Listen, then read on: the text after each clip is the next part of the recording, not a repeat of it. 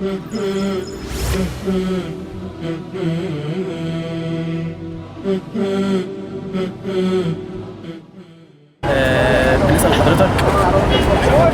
لحضرتك حضرتك ايه حضرتك منضم لايه؟ ايه تنصحينا؟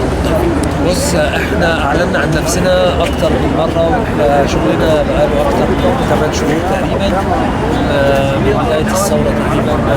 حاسين السوريه في الاسكندريه مجموعه شباب وطلاب من مختلف المحافظات في سوريا، عملنا تنسيقيه الثوره السوريه في اسكندريه. نشاطنا طبعا شامل كل حاجه، شامل الإغاثة، شامل المظاهرات، شامل الوقفات، شامل برضه الاعلام علشان الضغط على الحكومه المصريه، والضغط على البرلمان.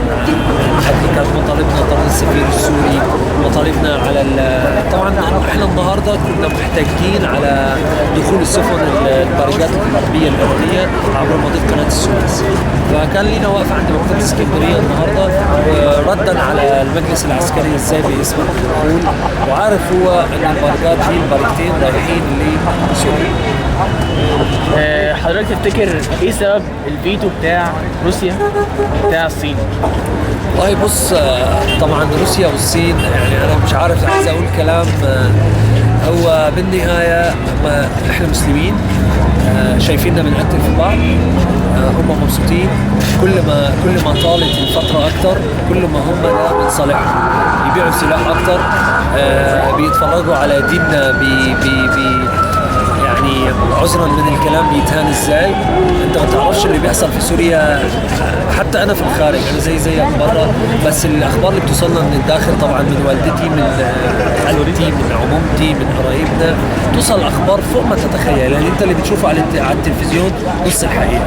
فدين الاسلام الايام دي في سوريا ما اعرفش يعني مش بيتهان، فاهمني؟ فروسيا هتعمل لك ايه؟ شايف المسلمين بيقتلوا في بعض وبيموتوا في بعض، ليها سوابق في الشيشان، ليها سوابق، حتى الغرب ليه سوابق في الكسوف وفي البوسنه وفي الهكسك والكلام ده. احنا مالناش غير ربنا والمسلمين والدول الاسلاميه والتحركات الدينيه هي اللي هتساعدنا وتساهم في نصرتنا ودعم الجيش السوري اللي هو منشق عن الجيش السوري النظامي، بانه يحمي على الاقل على قد ما يقدر المدنيين العرس.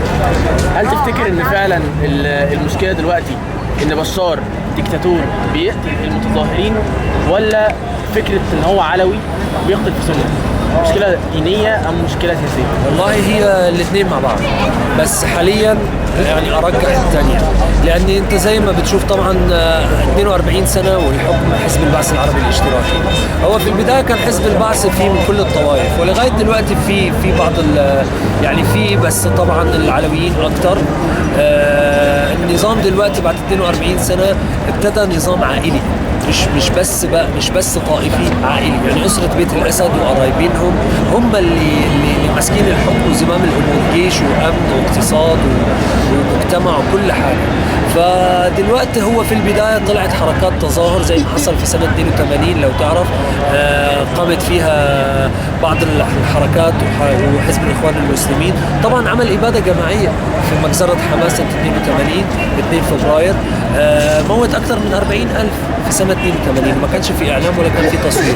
الايام دي يعني الحمد لله في اعلام وفي تصوير وفي ناس بتصور وبتبعت عبر وسائل الاتصالات والانترنت، وفي ناس بتتابع الموضوع، والا كان حصلت اباده واكثر من قبل. وزي ما انت بتشوف ما تسمعش اني مات علويين، ما تسمعش مات مسيحيين، ما تسمعش مات من طوائف ثانيه، كل اللي بيموت مسلمين. بيدخلوا على المساجد والجوامع بيكتبوا لا اله الا بشار، بيدوسوا على المصحف الشريف، بيضربوا المآذن بالمدفعية وبالصواريخ. فأكيد يعني حرب ضد الإسلام وضد السنة من النظام نفسه أو من الأسرة الحاكمة. طبعا احنا من قبل 3-4 شهور لو كنت فتحت معايا حديث ما كنتش هتكلم معاك في الطائفية دي، بس الحقيقي اللي بيحصل ما ننكرش ده اللي بيحصل. جزاك الله خيرا، وربنا يسأل الله العظيم رب العرش الكريم وينصركم ويهلك عدوكم. جزاك الله خير. ربنا يخليك. شكرا.